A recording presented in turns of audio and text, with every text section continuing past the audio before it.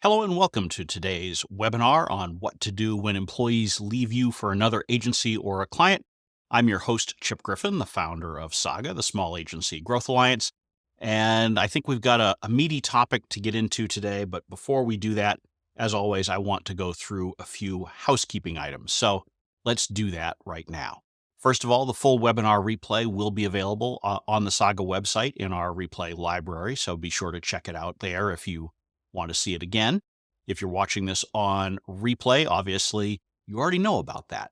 If you have a question during this live presentation, you can use the Q&A function on the screen to submit it, and I will answer it at the end of the main presentation, but feel free to submit them at any point along the way.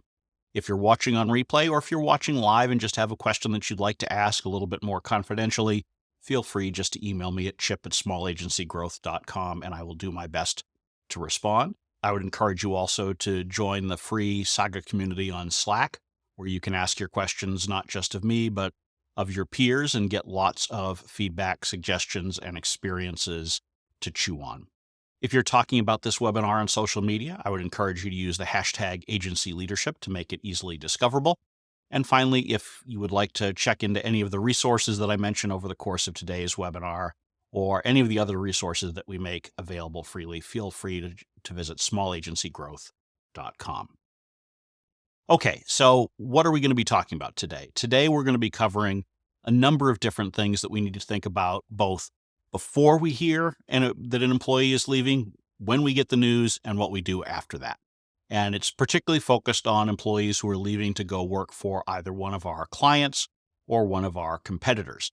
And a lot of it will cross over to other departures, but it's really going to be particularly focused on those scenarios because I know these are the cases that tend to concern agency owners the most. So first of all, we'll talk about the importance of having the proper paperwork in place in advance. We'll talk about how good management while someone is an employee can help impact the outcome when they do go and work for a client or a competitor.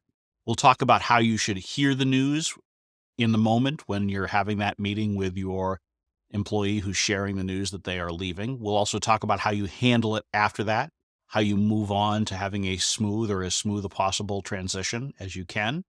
And then we'll look at the things you need to do on departure day as well as after the employee has actually left. And I think if we cover these foundational things, it will give you the tools that you need.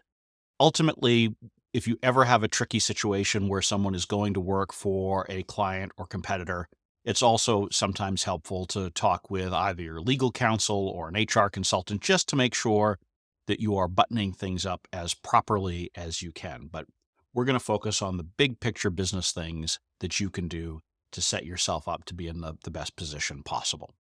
So let's talk about that paperwork that I would encourage you to have in place in advance.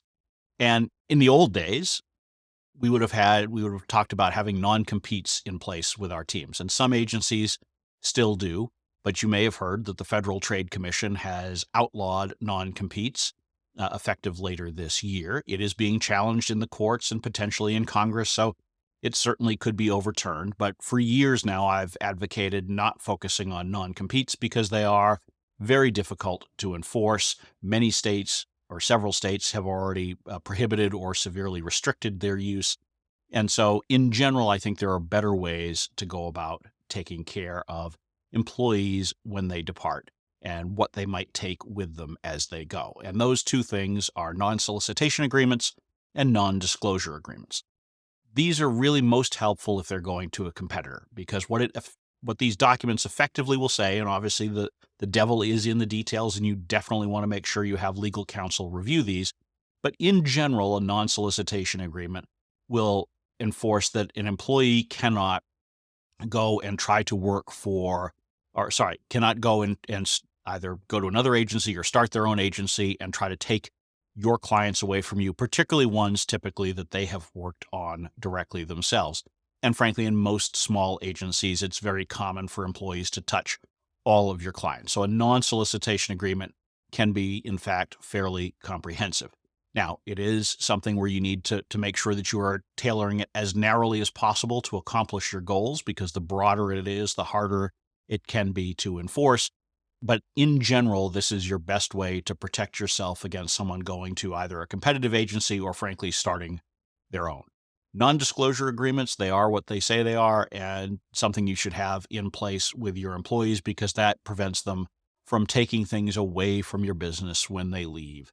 And it makes sure that they understand that anything that they've learned in confidence while working for you has to remain that way. And the only way they can use that information is if they are able to learn it again from some other non-protected source. So those are the two key documents that I would encourage you to have in place to protect yourself from employees going to competitors. On the client side, it's actually the client that you would have an agreement with. So your client contracts should have an anti-poaching provision in it that basically says that the client cannot go and take your employees to work for them directly. And there are a lot of different approaches to doing this. And ideally, you want it to be one where it's not simply that they reach out directly to the employee, but they can't use the headhunter to go in through a back door and get them that way. And all of these things are things that I talked about in a podcast that actually just came out today with Patrick Rogan of Ignition HR. And we talked about the new rules regarding non-competes and overtime, things that there are a lot of resources on the Saga website already, even though those decisions just came out in the last week or so. But those are the kinds of things that you can dig into in more detail. And in that podcast, he really explains how to make sure that these particular documents are done correctly. So I'd encourage you to check that out if these are not things that you're already taking advantage of and that you don't have in place as part of your normal onboarding paperwork with all new employees. I will stress that these things are most valuable when they are done at onboarding.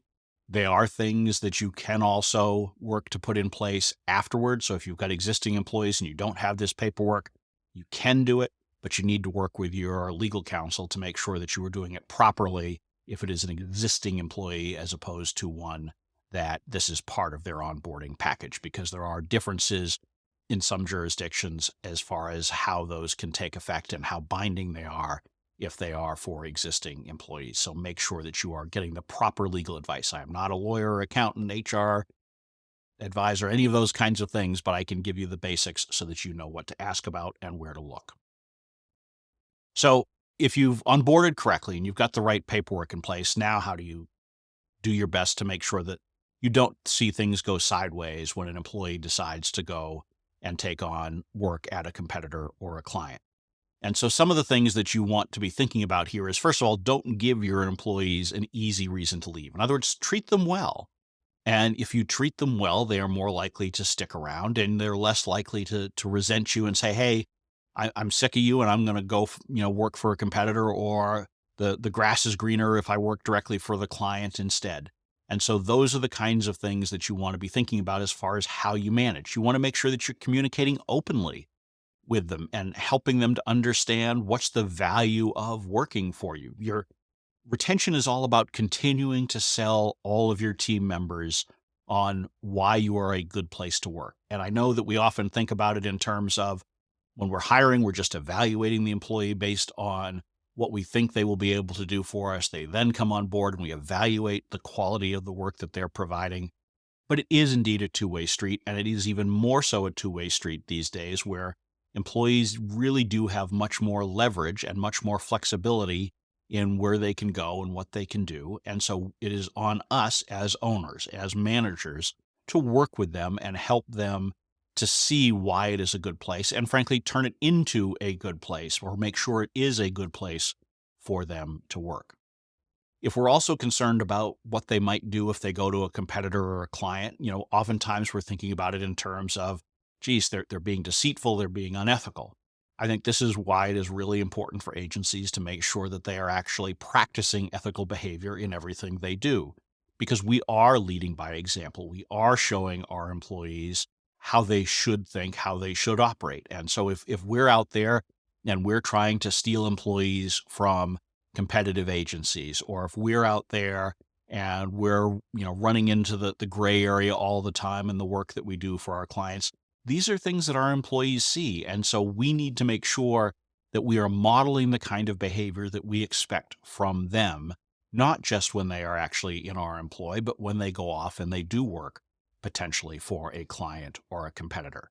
So really think about how you are managing and the structure that you're putting in place and the guidelines that you have so that they understand what it is that you want to see from them, because that is making it more likely that they are likely to behave that way after they have left your employment. I think the other thing to think about here is, particularly when you're thinking about someone going to a competitor or starting their own agency, is to really think about how transparent you are and how you help to educate them about agency math and how you do business.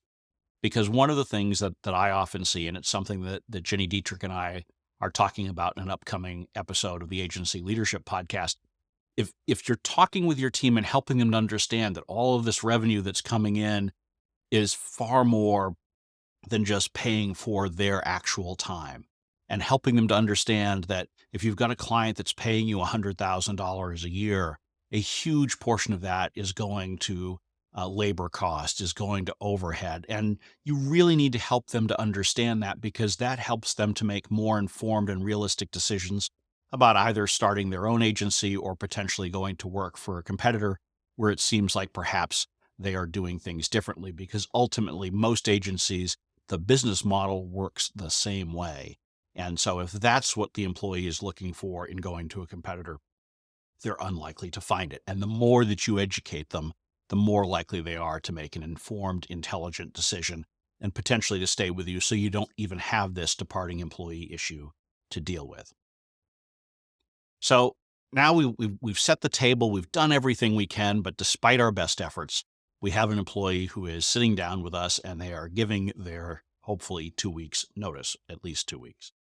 And so as part of that, we need to think about how we're going to behave when we get that news. And unfortunately, I've been in that position where I've had employees resign, and they maybe are going to a competitor, or maybe they're interested in going to a client. And it's a tough conversation to have, because it's disappointment, right?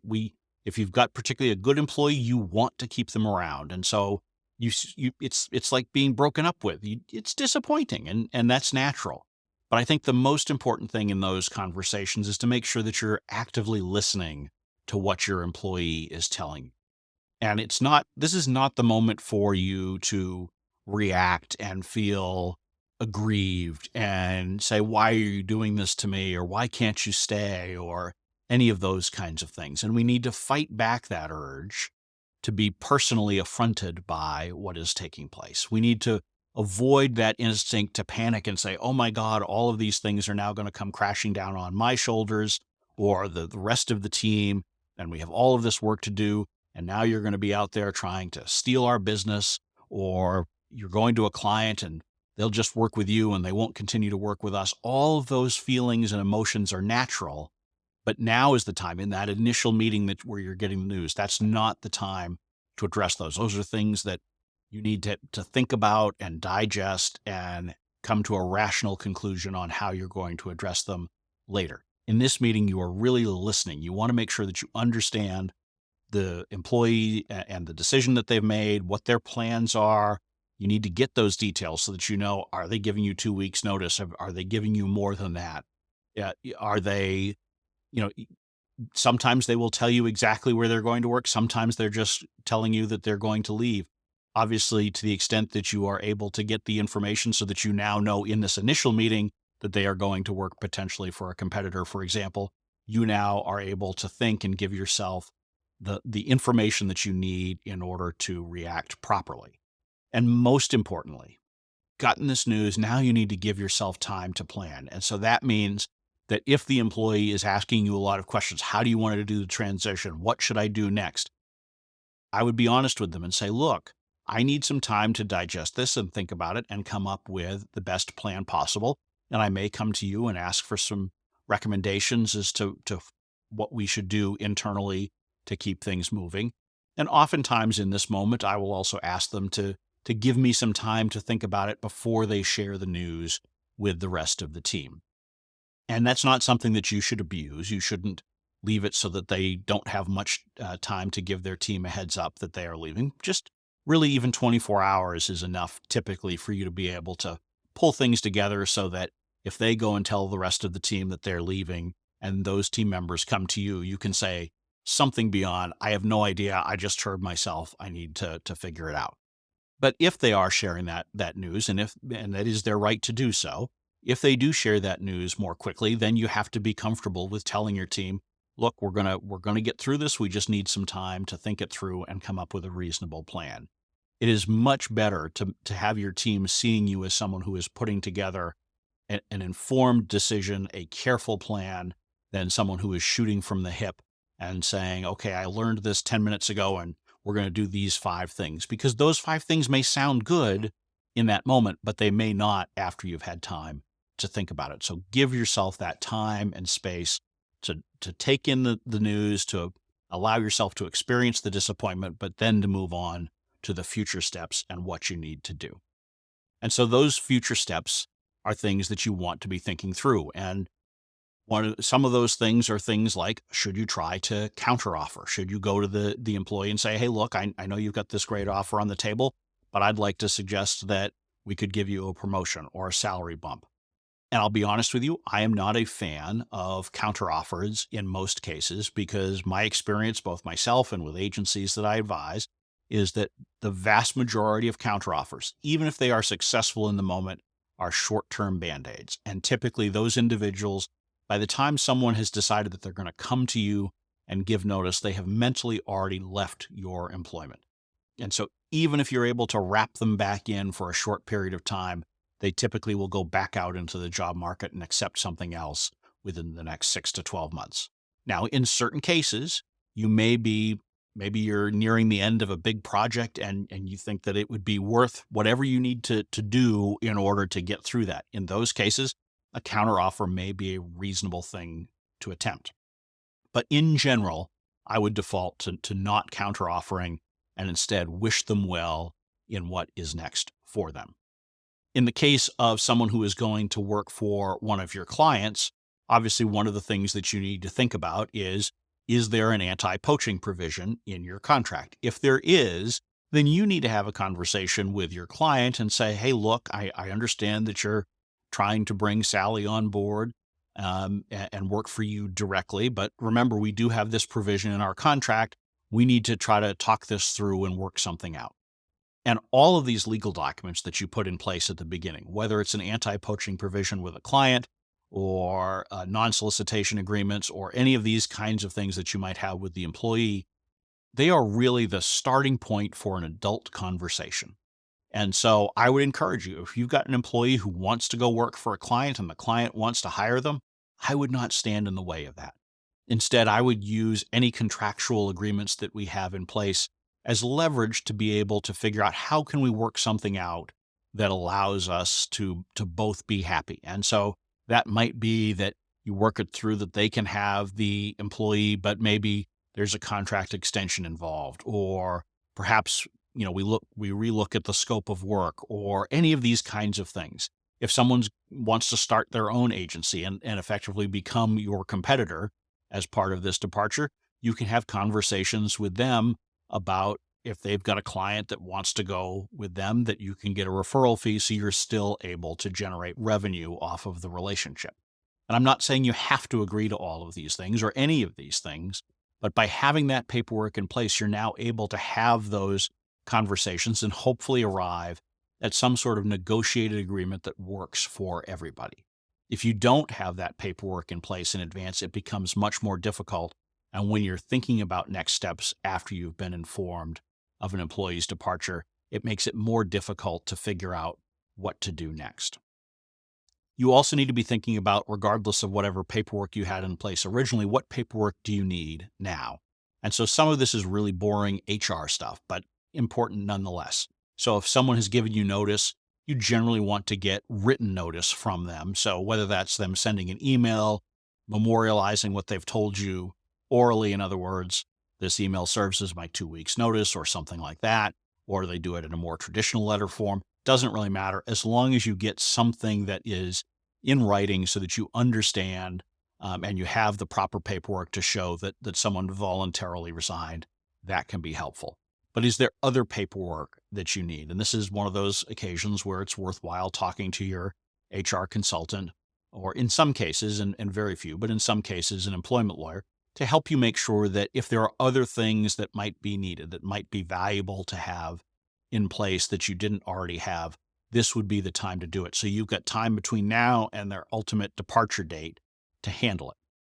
You need to think about your transition plan. So this is more from the business side. How are you going to transition whatever clients they've been working with or projects they've been working on, the work that they've been doing in concert with the rest of the team? How are you going to manage all of those things? And at least until you're able to get some sort of a replacement on board, what is your process going to be? And then you need to think about how you're going to communicate that to the team, to the affected clients, those things. And these are all the things that you want to be thinking about typically in those first 24 to 48 hours after you've been given the news. Because while you don't want to rush anything, you do need to have at least some of the basic initial moves ready to go within that short period of time, because you're generally not going to have more than 2 weeks time to get all of these things sorted out. You also need to consider whether there are any sensitive issues that you need to focus on right now. So, for example, if you have an employee, and let's say this employee has shown signs of being disgruntled or something like that, and they're going to a competitor, and so now you are worried: are they going to try to take away some of your business? And I will say that is a rarity that you generally end up in that situation, but it does happen more often than not. Though, when an employee goes to a competitor, it's they're just going to a competitor and it's fine. They're not there to steal your business. But if you've got one where you have a true legitimate inkling that something might be afoot, then you need to consider whether you truncate the transition and say, look, thank you for the 2 weeks notice, but you can do this from home. We'll give you a call if we have any particular questions. And maybe you start taking away some of their access to your systems or all of their access to your systems more immediately. I would encourage you to use this with a lot of discretion, because ultimately, when you send that message to your departing employee, it's something the rest of the team sees. And you don't really want to be in a situation where it appears that you don't trust anybody. And so you really, before you take that step and before you simply say, look, we're going to take you out of all of this work immediately because you're going to a competitor, make sure that you have a really good reason for it and not just because you're hurt that they're going to a competitor. But definitely think about those things now, because you don't want to be in a situation where you've left yourself unprotected, or just as bad, you frankly left the employee in a position where they become vulnerable, where something bad happens and you assume that it was them. So a lot of times when you're taking away access to a system, for example, when you terminate an employee, you always want to end up changing their passwords while you're communicating the information to them that they are being terminated. And that is, again, as much for their protection as for yours, because it helps to make sure that they can't be blamed for something that had nothing to do with them. Sometimes when someone's going to a competitor, you need to treat it a little bit more like a termination, but it is rare. And again, make sure that you have a concrete reason to believe that that's something you need to worry about in this particular instance. So let's assume that we are having a proper transition, though. We've reached agreements with any necessary parties, with the client, with the employee, and now we're going to work on those 2 weeks or whatever kind of notice they've given us. And so you want to make sure that you are facilitating a smooth exit, because this is good for you and your team. It's good for your clients, but it's really good for the relationship with that individual going forward. Because if someone is going, particularly to a competitor, or even to a client, you want to make sure that they're not going out the door feeling like the bridges have been burned, because you have an opportunity in how you act during this transition to smooth things out and make sure that you are setting yourself up for a condition where that employee doesn't even enter their mind that they would do something to try to hurt your agency by stealing business away from you. So make sure that you are really focused during these 2 weeks on making it as smooth as possible. And that means that you need to work with that departing employee to agree on what the plan is going to be. How are they going to do the handoff? What kind of training or knowledge transfer do they have to engage in during their final days with your agency? How do they want it communicated? How will you communicate it to the rest of the team so that they understand what's happening and also what your steps are going forward? You need to share that plan, because it's really reassuring to the rest of the team when an employee leaves that you've got a roadmap for how to address it. And that doesn't mean you have to have all of the answers, but you need to explain to your team, here's what we're going to do in the short term. Here's what we're thinking about as far as hiring a replacement or adding additional resources through contractors or whatever it might be. You want to demonstrate that you are in control. You need to demonstrate to your team that you're not concerned about the fact that they are going to a client or competitor, in part because you shouldn't be particularly concerned about it, but also because to the extent that you're transmitting that message, it will put everybody in a much better place and will make it more likely that you will be successful during this transition period. I would encourage you also to schedule an exit interview because you want to understand, why did they decide to go work for a client or a competitor? What more information can you glean? What feedback can they give you about the environment that you have at your agency? And if you follow my advice and do your best from a management perspective beforehand, before they even decide that they're leaving, and you've created that environment, hopefully they're sharing a lot of this kind of feedback with you during your normal one-on-ones, performance reviews, or other kinds of sessions that you might be having. But as important, when they're leaving, you should do it again, because oftentimes employees may feel more liberated. And so I've had people share much more candid feedback during an exit interview than they might have earlier on, even when they've been generally candid. And I think that's really helpful for you to hear those kinds of things, particularly for those individuals that have gone to work for a competitor or a client, because it helps you get a little bit inside their head and see what it was that might have driven them to do it. And then consider, are there things that you can do to set yourself up for better success with other either existing employees or future employees, so that you're less likely to be in this scenario where you feel frustrated, concerned, angry, any of these different emotions that you might be feeling. And despite all of those things, I think you should seriously consider celebrating this employee's departure. You should generally celebrate almost every departure except a termination, obviously, because it is frankly a milestone. And in 2024, this is it is very common for employees to leave and go somewhere else. And so we want to recognize that. It is a career achievement in most cases, because generally speaking, when someone leaves us to go to a competitor or client or anyone else, they are generally moving up. And we want to celebrate that because we don't know what the future holds. Boomerang employees are very common in the agency world. Someone leaves your agency, they go work somewhere else, but then somewhere down the road, they come back and work for you again. And you want to set yourself up for that kind of potential scenario, particularly if this is a prized employee that you're talking about. But it also sends a message to the rest of the team. And I think that it's one of the things we really need to focus on with any departure, but particularly these ones that seem to be more sensitive on the face of it, because we want the team to see that we are reasonable people, that we are trying to be as accommodating as possible, and that we don't harbor any ill will, even if they're going to work for our arch enemy. And frankly, most agencies shouldn't have an arch enemy anyway, because we often overstate and overestimate how much someone is truly a direct competitor of ours. But celebrate the time, celebrate their accomplishments with your agency, but also celebrate the fact that they do have a career achievement and are moving on to the next thing. And if they're moving on to a client, it's actually really an opportunity. Anytime at an agency that I had an employee who went and worked for a client afterwards, I saw it as a great chance to strengthen the relationship, because they really understood us.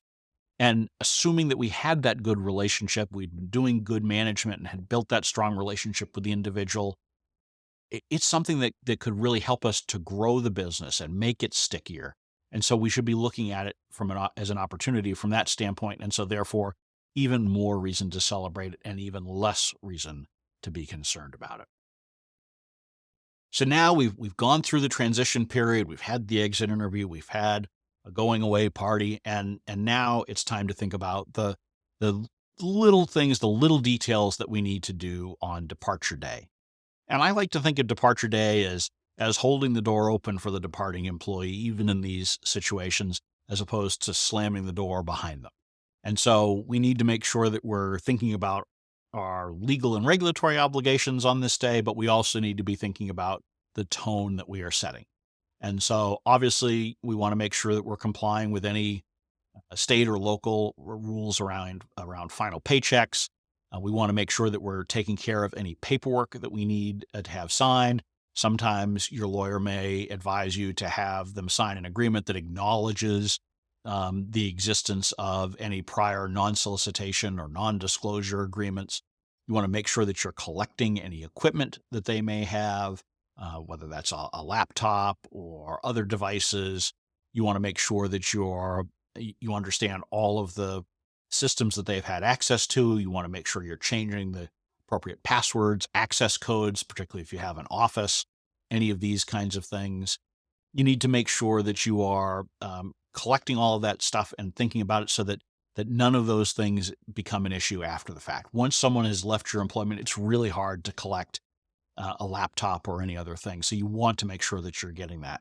If they have access to a login that you don't have, make sure that you've gotten that during the transition period. But if not, certainly make sure that you've gotten it now by departure day, because again, once they've actually fully left, it becomes much more challenging to collect that kind of information. And you want to make sure that you have access to whatever you need access to continue that smooth transition forward.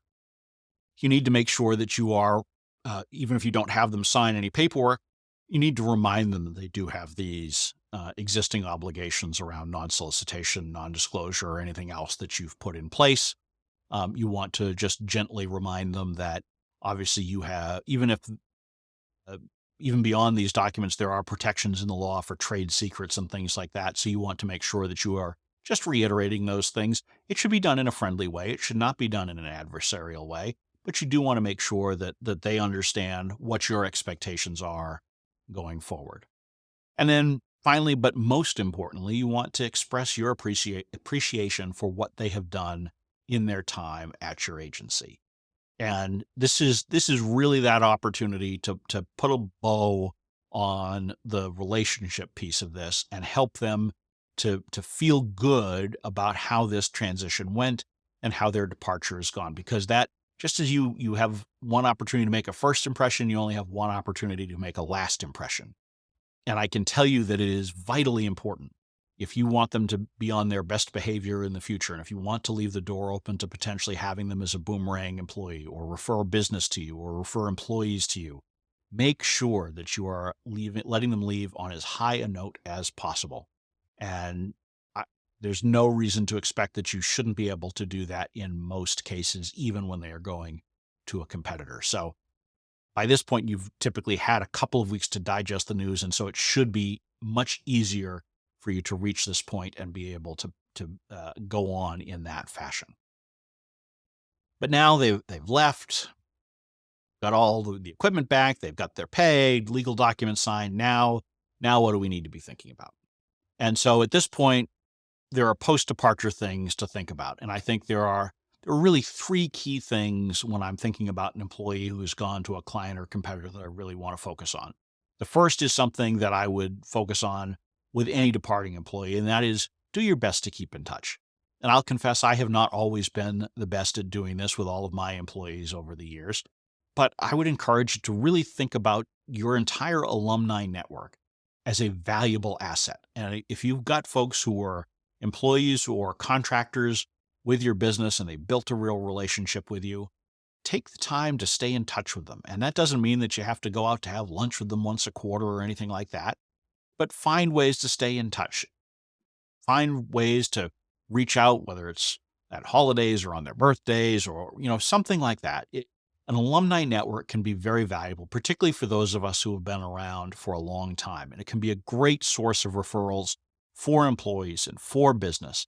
So don't let that get out of your sight. And that's true for all employees, but also particularly true for those who have gone to competitors or to clients. It is much more difficult for them to act in an underhanded way if you are going out of your way to be friendly and helpful to them. So focus on that first. The second thing I would say, and this is specific to folks who have gone to employees, to competitors or clients, you want to be certainly aware of and attuned to any red flags that may crop up, but you shouldn't be going and actively hunting for it.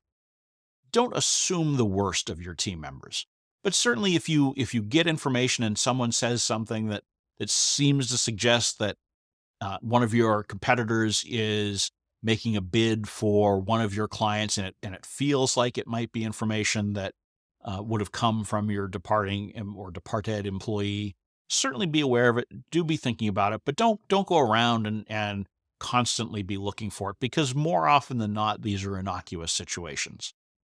But certainly, if you have reason to believe that there is something amiss, that's when you do need to touch base with your legal counsel. And if it's particularly if it's a competitor, you can often work with your lawyer, and they will write a very friendly legal letter to your competitor, reminding them of this employee's legal obligations, or they may send it to the employee themselves, or those kinds of things. So do be aware of them. If you hear information, don't dismiss it immediately. Listen to it, but don't go out and spend a lot of time hunting around and following someone on social media to see if it looks like maybe they might have been talking to one of your clients, or they might have been at an event that feels like they're trying to poach. More often than not, it is truly innocuous. And then finally, and I think this is absolutely vital for all of you, is you don't want to be bad mouthing your former employees, even if they've gone to your arch enemy and you're really frustrated about it. You particularly don't want to badmouth them to your existing team, because when you do that, it sends a message to your existing team that you would do the same thing to them, and that really leads to a deterioration of the relationship. And so anytime I have an employee leave, I always want to understand why they did it. And if they've gone to a client or competitor, even more so, I want to understand what was the motivation, what could I have done differently? Because if I take lessons away from that, I can apply them to my existing team and make it more likely that I'm going to be able to successfully retain my best talent, keep them in-house, keep them from going somewhere that I would prefer them not to. Not because I've bound them, not because I've used some legal document or something like that, but because they want to continue to work for my agency. And so focus on the positive. Do not focus on the negative. Do not trash talk your former employees, even when they absolutely have frustrated you in where they decided to go after they left. So, to tie it all up with a bow, we need to be thinking about employees who go work for clients or competitors, not when we actually get the news, and that's not when to react to it. It's we need to be thinking about it before someone has even come on board with us. Think about it with that day one paperwork that you have them sign and agree to. So you've set the right tone, you've protected yourself as much as you possibly can legally. Then continue to work with them as they are team members to demonstrate the kind of ethical behavior that you expect, the kind of ethical behavior that you deserve, and they are more likely to mirror that kind of behavior in the future. And then when you do get the news that someone has decided to move on, use the legal documents that you have in place to be able to have adult conversations, to resolve any issues that may arise, to plan for a smooth transition, then have that good transition, have a successful celebration of the end of that employee's time with your agency and the step into the next stage of their career. Continue to keep in touch with them, continue to build that relationship going forward. And if you do all of those things, then an employee leaving for a client or competitor should be a rare occurrence, but more importantly, not something that you really need to fear and shouldn't be driving you to make decisions that are more short-sighted. So with that, that concludes the prepared presentation here. And so if you do have questions, if you are live, you can use the Q&A function on Zoom to share them. If you are watching this on replay, you can email me at chip@smallagencygrowth.com. And I see we do have a bunch of questions. I'll be jumping into those in just a moment. But if you're watching the replay, thank you for watching. I appreciate your time, and I look forward to seeing you at future webinars.